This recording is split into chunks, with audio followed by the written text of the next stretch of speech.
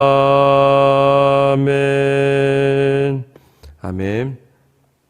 오늘 우리 주신 말씀 요엘서 2장 18절부터 27절까지 말씀입니다.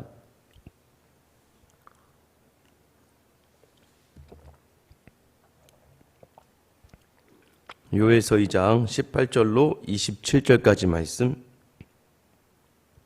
같이 한 목소리로 읽겠습니다. 그때 여호와께서 자기의 땅을 극진히 사랑하시어 그의 백성을 불쌍히 여기실 것이라. 여호와께서 그들에게 응답하여 이르시기를 내가 너희에게 곡식과 새 포도주와 기름을 주리니 너희가 이로 말미암아 흡족하리라. 내가 다시는 너희가 나라들 가운데에서 욕을 당하지 않게 할 것이며 내가 북쪽 군대를 너희에게서 멀리 떠나게 하여 메마르고 적막한 땅으로 쫓아내리니 그 앞에 부대는 동해로 그 뒤에 부대는 서해로 들어갈 것이라. 상한 냄새가 일어나고 악취가 오르리니 이는 큰 일을 행하였음이니라 하시니라. 땅이여 두려워하지 말고 기뻐하며 즐거워할지어다. 여호와께서 큰 일을 행하셨음이로다. 들짐승들아 두려워하지 말지어다. 들에 풀이 싹이 나며 나무가 열매를 맺으며 무화과 나무와 포도나무가 다 힘을 내는도다. 시온의 자녀들아 너희는 너희 하나님 여호와로 말미암아 기뻐하며 즐거워할지어다. 그가 너희를 위하여 비를 내리시되 이른 비를 너희에게 적당하게 주시리니 이른 비와 늦은 비가 예전과 같을 것이라. 마당에는 밀이 가득하고 독에는 새 포도주와 기름이 넘치리로다. 내가 전에 너희에게 보낸 큰 군대 곧 메뚜기와 느치와 황충과 팥종이가 먹은 횟수대로 너희에게 갚아주리니 너희는 먹되 풍족히 먹고 너희에게 놀라운 일 행하신 너희 하나님 여호와의 이름을 찬송할 것이라. 내 백성이 영원히 수치를 당하지 아니하리로다. 그런즉 내가 이스라엘 가운데 있어 너희 하나님 여호와가 되고 다른 이가 없는 줄을 너희가 알 것이라. 내 백성이 영원히 수치를 당하지 아니하리로다. 아멘. 할렐루야. 보통 이제 아이들이 공부를 좀 못하거나 다른 아이들에 비해서 조금 이렇게 뭐가 좀 안 좋다, 좀 문제가 있다, 또는 여러분 이제 자녀들이 아직까지 결혼을 계속 못하고 있거나 또는 직장에서 잘 적응을 못하고 나오고 온전한 직업도 가지고 있지 않을 때 화가 나죠. 뭐 그냥 그걸 보면서 그래 뭐 그럴 수도 있지라고 생각하는 사람은 거의 없습니다. 왜 그렇습니까? 첫 번째는 일단 그 자녀가 다른 사람들에 비해서 자꾸 비교당하면서 무시당하고 또 그 주변의 사람들에게 정말 아무렇지도 않은 것 같은 사람 취급을 당할 수 있으니까 화가 나는 것이죠. 그러나 또 본질적인 이유는 무엇입니까? 마치 내가 자녀를 좀 잘못 키우지 않았나, 내가 혹시 이 자녀에게 잘못하지 않았나 라고 하는 내 스스로에 대한 부끄러움이 있기 때문입니다. 그래서 그 자녀를 볼 때 오히려 화가 나는 것은 어쩌면 내가 나에게 화를 내는 것과 마찬가지. 신기하죠. 다른 자녀를 보면서 그러지 않습니다. 다른 자녀가 공부를 못하면 위로해 주죠. 뭐 공부 잘한다고 뭐 다 잘 사는 건가. 내 자녀가 공부를 못하면 괜히 마음이 어렵죠. 다른 자녀가 시집을 못 가고 장가를 못 가고 있으면 때가 되면 좋은 사람 만나는 거겠지라고 이야기하지만 내 자녀가 시집을 못 가고 장가를 못 가고 있으면 괜히 화가 납니다. 여러 가지 일들에서 마찬가지 이유는 무엇인가요? 부모는요, 그 자녀가 그 땅을 살아가며 다른 사람들에게 수치당하지 않기를, 창피스럽게 살아가지 않기를 바라고, 또 그것이 자기 부끄러움이 될 수 있기 때문이에요. 친구들 모임에 가서 자녀 이야기하는 친구들 보다가 갑자기 그럼 내 입이 딱 끊기는 거죠. 그러니까 나도 자랑할 것이 있어야 되는데 자랑할 것이 하나둘 사라져갈 때, 특별히 자녀 이야기가 나올 때면 굉장히 부끄러워질 때도 있습니다. 그래서 우리는 부모와 자녀 둘 다, 부모는요, 자녀가 수치 가운데, 부모가 나 스스로도 그 부끄러운 가운데 있지 않기를 원합니다. 그런데 우리 능력이 한계가 있거든요. 우리가 판단하는 그런 세상의 기준이 다릅니다. 마찬가지로 하나님도 우리와 또 하나님께서 믿지 아니하는 많은 사람들과 세상에 수치당하기를 원하지 않으십니다. 우리가 하나님의 수치가 되지 않고 하나님께 수치를 드리지 않기 위해서는, 그래서 하나님 때로는요, 그 수치 가운데 있지 않기 위하여 우리를 치실 때가 있어요. 하나님의 수치스러움은 무엇입니까? 내 백성이 나를 떠나서 하나님의 자녀가 하나님을 떠나는 것, 이것이 하나님께 가장 큰 수치가 되는 것이죠. 하나님 그렇게 자기 생명을 보내주시면서까지 사랑했건만 그 자녀가 그 하나님을 알아보지 못하고 그 생명의 값을 무시하고 세상으로 향할 때에 하나님은 수치당하시는 거예요. 내 가장 좋은 것을 줬건만 세상을 향해 나아갈 때 부끄러워지고 민망해지는 그 수치당함을 하나님께서는 허락하지 않으시고, 그래서 어떻게 합니까? 온전한 그 사랑을 알게 하기 위해서 그 사람들에게, 자기 백성에게 하나님은 고난을 주시고 진노를 퍼부으셔서 그 백성들로 하여금 다시 그들의 하나님이 여호와밖에 없다는 것, 우리 주님밖에 없다는 것을 알게 하십니다. 물론 이것이 우리와 하나님과의 수치의 기준이 다르겠죠. 우리가 자녀를 대하는 수치의 기준과 하나님이 우리를 향하시는 수치의 기준이 다를 수가 있습니다. 그런 하나님은 이 수치의 결말조차도 무엇을 원하시는 거예요? 우리가 온전히 다시 하나님을 바라보기를 원하시는 거예요. 하나님을 바라보며 사는 인생에 실패가 어디 있습니까? 우리가 세상을 바라보는 그 순간에 실패가 우리 안에 들어오고 마는 것이죠. 18절 시작할 때에 그때 여호와께서 자기의 땅을 극진히 사랑하시어 그의 백성을 불쌍히 여기실 것이라. 그때가 언제인가요? 이스라엘의 하나님의 요회를 통해서 여호와의 날을 선포하십니다. 재앙이 있을 것이다. 메뚜기 떼가 와서 다 쓸어갈 것이고 아무것도 남지 않는 그 고통. 심지어는 북방에 있는 바벨론과 아수르가 이 이스라엘과 남유다를 쳐서 아무것도 안 남기는 황폐하게 만들어버리는 그 진멸이 그 땅에 있을 것이다 라고 이야기합니다. 그러나 어제 뭐였어요? 너희가 마음을 찢고 하나님께 돌아오면, 너희가 하나님 앞에서 주여 우리를 불쌍히 여기소서라고 고백하며 돌아오면 하나님 어떻게 해요? 마음을 돌이키셔서 하나님은 복을 주시기를 원하고, 그 복이 무엇입니까? 다시 너희의 손으로 드리는 소재와 전제가 넘쳐나게 하실 것이다 라고 어제 우리가 말씀을 나누었습니다. 그것으로 말미암아 이제 풍성해지는 그것을 경험해질 그때에 하나님은 어떻게 하신다는 겁니까? 하나님은 자기 땅을 극진히 사랑하시며 자기 백성을 불쌍히 여기실 것이다 라고 이야기하시는 거죠. 자기 백성을 불쌍히 여기신다. 왜 하나님께서 그 땅을 극진히 사랑하실까요? 먼저 그 땅을 사랑한다고 나와 있지 않습니까? 자기의 땅을 극진히 사랑하신다. 왜요? 그의 백성을 불쌍히 여기시기 때문입니다. 이 하나님의 땅에 사는 사람이 바로 그의 백성이기 때문이에요. 이 기업이에요. 이것은 하나님의 나라입니다. 하나님의 나라를 하나님께서 너무나 사랑하세요. 하나님 나라에 누가 들어가 있습니까? 우리가 들어가 있죠. 제가 일전에도 몇 번을 이야기하지만 나라라는 것이 만들어지기에 필요한 것이 백성 아니겠습니까? 국민이죠. 하나님의 백성이 그 땅에 있기 때문에 그 땅을 하나님께서는 황폐케 된 그 땅을 다시 하나님은 사랑하셔서, 너무나 사랑하셔서 다시 그 백성으로 회복의 자리로 이끌어 주신다는 것입니다. 그래서 결국 그 나라를 위해 그 백성을 용서하신다는 거예요. 왜요? 자기 백성이 하나님께 마음을 찢고 돌아와 불쌍히 여겨달라고 기도했기 때문에 하나님은 그 백성을 반드시 불쌍히 여기신다는 거예요. 여러분, 우리가 하나님께 찢고 돌아와 드리는 그 용서의 회개는요, 하나님은 항상 들어주신다는 거예요. 근데 우리의 마음이 하나님을 향하여 온전한 회개의 자리로 가지 않기 때문입니다. 얼마나 교만한지요. 여러분, 얼마나 우리가 하나님을 향해서 교만합니까? 제가 봐도 마찬가지예요. 우리가 하나님께 따지고 하나님께 반박하기 바쁘지, 하나님 앞에서 회개하고 하나님 앞에서 우리의 죄를 내려놓기는 오히려 굉장히 더 어려울 때가 많습니다. 그러나 하나님을 향하여 주님 저를 불쌍히 여겨 주시옵소서 라고 나오는 그 말과 마음에 하나님 반드시 불쌍히 여겨 주시고 응답을 해 주십니다. 어떤 응답을 해 주십니까? 여호와께서 그들의 응답하여 이르기를 내가 너에게 곡식과 새 포도주와 기름을 주겠다. 이건 뭘까요? 다시 그 땅을 회복시키신다는 거예요. 이로 말미암아 흡족하리라. 내가 다시 너희가 나라들 가운데 욕을 당하지 않게 할 것이라. 너희 땅을 다시 내가 회복시키고 너희로 하여금 다시는 욕을 당하지 않게 할 것이다 라고 이야기하시는 거예요. 20절 말씀은 내가 북쪽 군대를 너희에게서 멀리 떠나게 한다.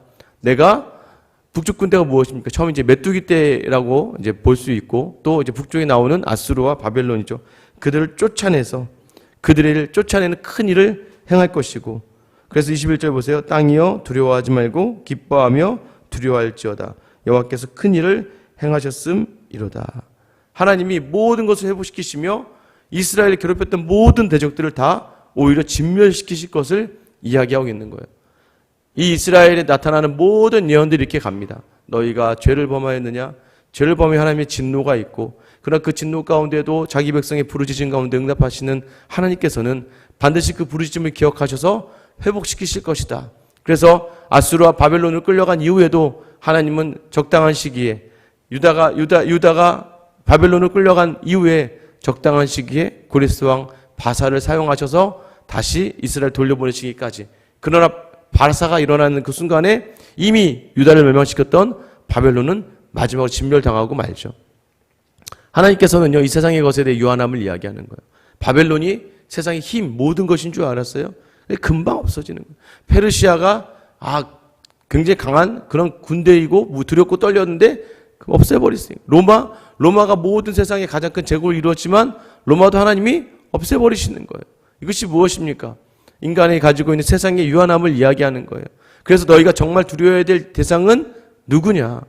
너희가 정말로 찬양해야 될 대상은 누구인가? 영원히 자기 백성을 향하여 그 사랑을 변치 않으시며 세상에 그런 큰 나라들을 일으키셔서라도 자기 백성으로 하여금 하나님으로 돌아오게 하려는 그 하나님만이 온전한 하나님이시다라는 걸 알게 하시기 위함입니다. 22절 보세요. 들짐승들아 두려워하지 말지어다. 들의 풀이 싹이 나며 나무가 열매를 맺으며 무화과나무가 포도나무가 다 힘을 내는도다. 처음에는 어땠습니까? 이스라엘의 범죄로 말미암아 들짐승들이 부르짖었어요. 울부짖었어요. 그런데 이제는 너희 들짐승들도 이제 두려워할 게 없다는 것이, 이제는 그들이 먹을 싹이 나고 나무에 열매가 있고 무화과나무와 포도가 다 힘을 내어서 이제는 짐승들조차도 배부르게 될 것이다 라고 이야기하는 거예요.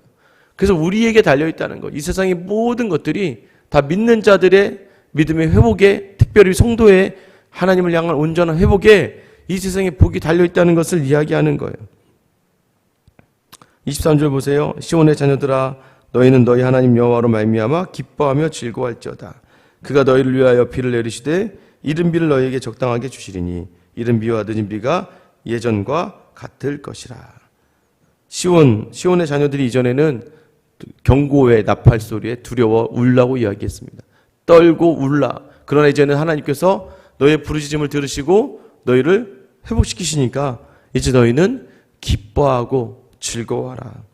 그리고 하나님께서 이른 비와 늦은 비, 이른 비는 이제 10월부터 11월 정도에 내리는 비입니다. 땅을 이제 좀 부드럽게 만들고, 그러고 나서 이제 씨를 뿌리고 씨가 나면 이제 3, 4월 정도에 이제 우리 추수하기 전에 비가 한 번 더 내려서, 마치 이제 우리가 여름 정도에 비가 많이 내리고 나면 가을에 추수를 하듯이 이제 3, 4월째 늦은 비가 내려집니다. 그 늦은 비가 내려질 때에 이제 풍성한 수확으로 연결되는, 이 비 두 개만 제대로 와도 가나안은 풍성한 소출을 얻게 되는 거예요. 그래서 가나안의 농업은요, 사람의 힘으로 되는 게 아니에요. 좋은 기구로 되는 게 아니에요. 하나님이 이른 비, 적당한 이른 비와 적당한 늦은 비를 내리실 때, 그때 그 비를 통해서 이 이스라엘 농업이 엄청나게 이제 풍성한 수출을 얻게 되는 것이죠. 그래서 가나안 땅에 들어간 이스라엘에게 하나님께서 자꾸 바알을 버리라고, 아세라를 버리라고 한 이유는 뭐냐면, 그 땅의 풍성함은 하나님 내리시는 비로 말미암아 얻어질 수 있는 거거든요. 그런데 이스라엘이 자신의 생각으로 바알과 아세라를 섬기다가 온전하게 그 소출을 얻지 못하고 황폐하게 되었던 모든 것들을 하나님 다시 회복시키신다는 거예요. 저는 계속해서 누누이 말씀드리지만 믿음이라고 하는 것은요, 우리를 잘 살 수밖에 없게 합니다. 왜 그렇습니까? 믿음을 주어진 우리가 하나님 안에서 하루하루를 돌아보며 살아간다면 정말 우리 안에 주어지는 모든 자리마다 항상 풍성함이 나올 수밖에 없는 거예요. 왜 그렇습니까? 하나님이 하신 일에 대한 인정이 있고, 하나님을 향한 하나님의 마음을 담아내고, 세상의 기대와 염려로 말미암아 무너지지 않기 때문이에요. 시험을 좀 못 보면 어때요? 제가 보니까 요즘에 요 근래 청년들 보면서 참 느끼는 게 많습니다. 30대 넘어가고 40대 넘어간 청년들, 저는 일전에 한 청년이요, 정말 부모 시키는 대로 부모의 기쁨이 됐죠. 그 청년. 그러니까 부모에게 있어서 그 청년은 자랑이 되었습니다. 공부도 너무 잘해서 우리나라 손꼽히는 대학교에 가고, 그러니까 그 청년이 부모에게는 항상 자랑이었어요. 그 부모가 힘든 일을 감당해내면서도 항상 많은 사람들 앞에서 뿌듯해할 수 있었던 것은 그 자녀 이야기를 할 때였어요. 우리 아이가 우리 아이가 이렇게 공부 잘하고 신앙도 너무 좋고 교회에서도 너무 순종. 그 아이는요 딱 만나자마자 벌써 이미 뭐 청년부를 만났어서 순종의 자세가 돼 있었던 아이입니다. 모든 일에 순종이에요.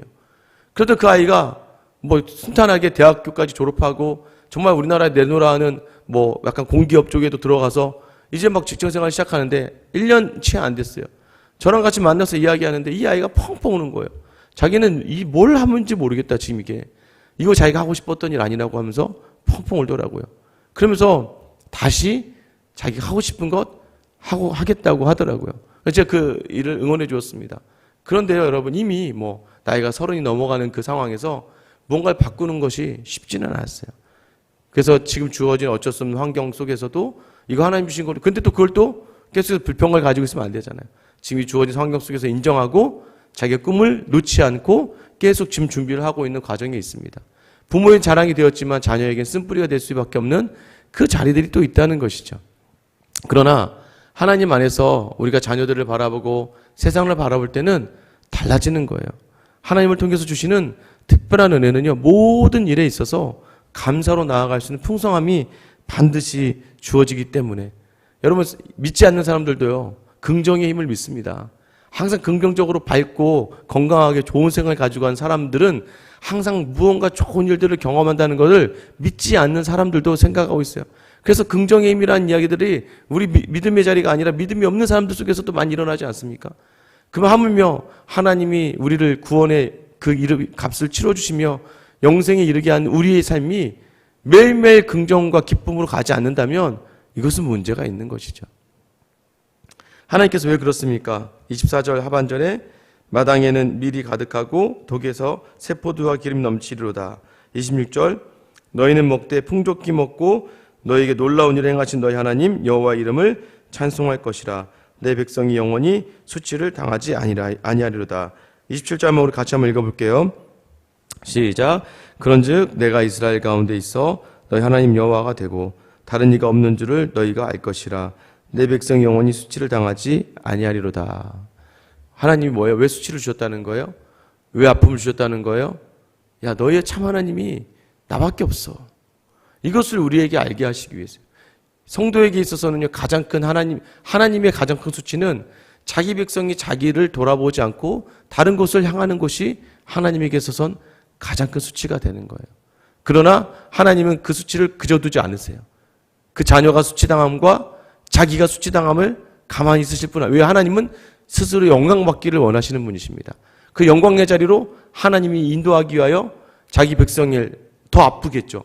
더 아픈 그 상처를 자기 백성에게 주어서 그것을 바라보는 부모의 심정이 더 아프지만 그래도 그 자녀를 위해서 다시 하나님을 돌아오게 하기 위하여 그 아픔을 주어서 그 자녀가 온전히 하나님을 향하게 하시는 거예요. 그래서 그 백성에게 그 수치를 제거하는 그래서 마지막 그 결정체가 예수 그리스도의 십자가가 되는 거예요. 우리의 가장 큰 수치는 무엇입니까? 죽음이에요. 죄로 말미암아 죽음이 인간에게 있어서 가장 큰 수치가 되었어요. 죽었는데도 다른 믿지 않는 사람과 똑같다면 우리는 얼마나 이 땅을 미련하게 살아가는 사람들이 되겠습니까마는 우리에게 영생이 허락되어져 있기 때문에 우리의 죽음은 수치가 아니라 자랑이 되고 우리의 마지막은 너무나도 아름다운 하나님의 영광이 될 수 있는 그 값을 하나님 스스로가 채우시며 우리에게 영원한 수치를 제하여 주셨습니다. 그래서 우리는 계속해서 어떻게 돼요? 그 하나님, 영생 주신 하나님을 바라보며 다시 우리의 삶의 자리를 우리 안에 있는 죄를 하나님 앞에 도말하고 기도하며 마음을 찢으며 나아올 때 하나님 이 땅을 살아가는 우리에게 여전히 천국을 경험하게 하실 겁니다. 오늘 하루도 마찬가지예요. 수치를 당하지 않게 하신 하나님께서 주시는 여러분 삶의 어려움이 무엇입니까? 그 삶의 어려움의 자리들에서 하나님 앞에 온전히 나의 마음, 나의 죄악을 고백하고 나아갈 때 하나님은 회복을 주시며 다시 풍성함을 주시기를 원하시는 우리 아버지이십니다. 오늘 하나님이 여러분에게 다시 한번 마음을 주셔서 그 사랑을 담아내며 모든 자리마다 정말 풍성함을 그 풍성함의 결과를 맺히게 할 수 있는 여러분의 하루가 될 수 있기를 예수님의 이름으로 축원합니다.